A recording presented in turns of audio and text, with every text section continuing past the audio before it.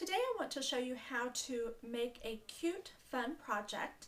It is this little Cricut, or it's not a Cricut handbag, well I guess it could be. It is a cute little handbag or gift bag that was made using the Cricut tags, bags, boxes, and more cartridge. Adorable cupcake material. Then to match, they have this adorable swirly fabric that looks like frosting swirls. For this project, we are going to use the Cricut tags, bags, boxes, and more cartridge.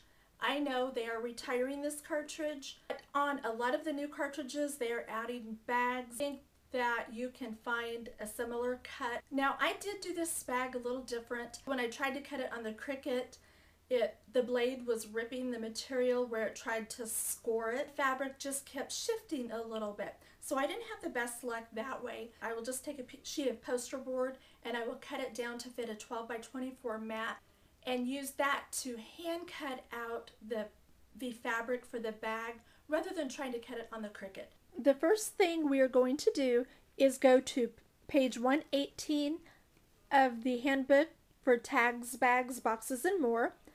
And we're going to cut this purse right here.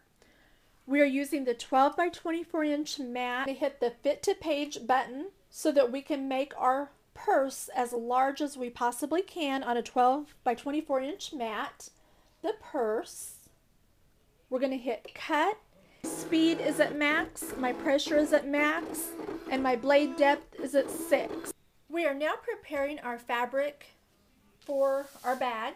And now I've taken my pattern and I'm trying to line up. I know this is going to be the front of the bag, so I'm trying to make sure that my cupcakes are going to be right side up and that I am going to have like a full cupcake and not just little portions here and there. So now I'm going to take my Wonder Under, and this can be found in the fabric section of your craft store. There is a smooth side and a rough side.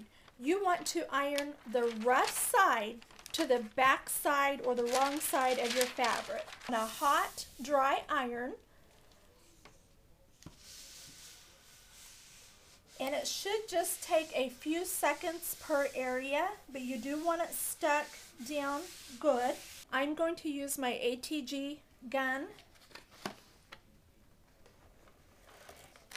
and put a little strip of adhesive to help hold that down, and I'll go down here and put another strip. Okay, that'll just help to ensure it doesn't move a whole bunch, and then I'll hold the edges down and we're just going to trace our pattern around. Now we're going to go ahead and cut this out, and you want to use a good sharp pair of scissors so you have nice clean edges. We are now peeling the back off of our Wonder Under, and the backing is off. We are now going to adhere it to our frosting fabric. We're going to turn it over and we are going to cover this with a damp cloth. Then we're going to go back and we're going to cut around our pattern one more time. So we're just going to cut this back out again. Alright, you should now have your bag that looks like this. We can't actually score because I don't think you can score fabric. The way we are going to do that is we are going to iron or crease where the score line should be. So you're going to want to get your template back out and just find all your different score lines. Okay, so I'm folding this over where the two score lines should be, and I've compared that to my pattern. And with my hot iron, I'm just going to give it a really good crease. And I have chose to leave my edges raw.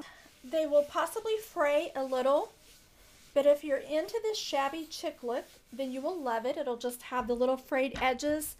If you don't like that, I used to have a product called Fray Check that you could put along your raw edges to keep them from fraying. But for me, I like the shabby chick look, so I just let my edges naturally fray. We're getting closer to the fun part. This is the work, and coming up we're going to have some fun with it. just don't burn your fingers. Put our purse together, and I have done all my machine stitching that I want to do. I'm going to use a product called Fabri-Tac. It is a permanent adhesive that is made specifically for fabric, and it's very strong holding. I put this flap on the inside, and the flap with the side with the flap on it, I just kind of pull that up. And then your larger flap will come over, and you just have to work with it to get it smooth, and then you adhere this flap to this little flap piece right there. I'm using a manual eyelet setter because I have better luck. The crocodile wants to smash my eyelets. Then we'll turn it over and simply push, and that's what it looks like on the outside. So we have our eyelets set, and now we're going to add our ribbon. Okay, let's see if we can get this to fit down in here, and this just helps the bottom to keep shape. We want to do our flap. For this one, I want to add a cute little button. Of course, it'll just be for looks because the bag won't actually have a buttonhole to button.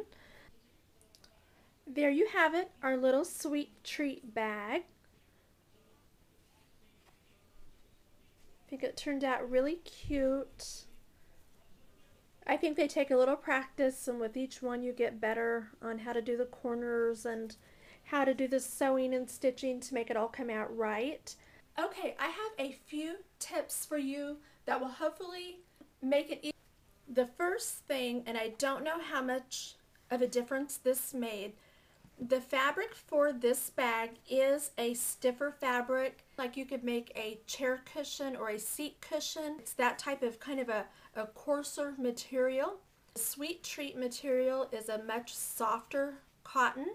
The second thing, and I think this is probably what made the most difference, the only stitching I did on this bag was around the flap.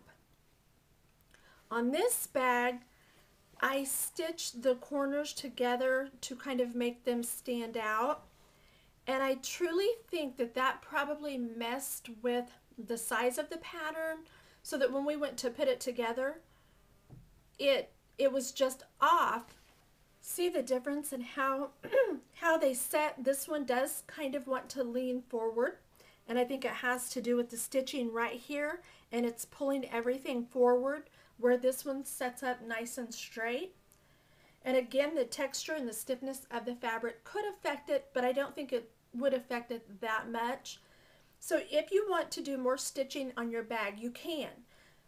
But the way I would do it, where I sewed the two sides together one time to get my stitching on both sides, I would not do that. I would leave them spread apart, and I would sew two separate lines so that they are not sewn together. And anywhere that I sewed on the bag, that's how I would do it. If I want to stitch a stitch line across the bottom, don't sew it to the bottom of the bag.